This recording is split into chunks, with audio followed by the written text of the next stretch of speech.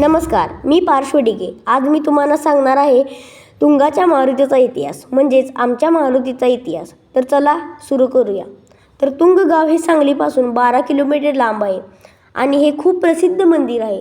सुरुवातीला हे गाव नदीकाठावर बसलेलं होतं, परंतु पुरामुळे गावकऱ्यांनी हे गाव उंच म्हणजेच उत्तुंग इथे बांधले. 1875 साली समर्थ रामदास या मारुती मंदिरचा स्थापना केली. या मारुतीला तब्बल 150 वर्षांचा इतिहास आहे आणि खूप जणांनी श्रद्धा आहे की या मारुती नवसाला पावतो. संपूर्ण महाराष्ट्रातील लोक इथे दर्शनाला येत असतात. मारुतीवर रामायणची ही चित्र दिसून आहे.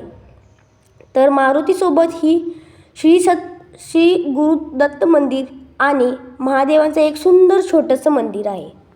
तर हेच होतं तुंगाचं मारुतीचा इतिहास. त्याचा वेळा सारखा पडला, त्यामुळे नंतर आमचं गाव इकडे साधारण 150-200 वर्षापूर्वी शिफ्ट झालेलं आहे. तेव्हापासून मंदिर व्यवस्थापन हे आमचं कुटुंब साधारण बघत राहते. सध्या इकडं 2007ला मंदिराचं रजिस्ट्रेशन झालेलं आहे. 2009 पासून अन्नदान सेवा इकडे चालू आहे. प्रत्येक शनिवारी साधारण 2000-2200 लोकांची जेवणाची व्यवस्था इकडे चालते.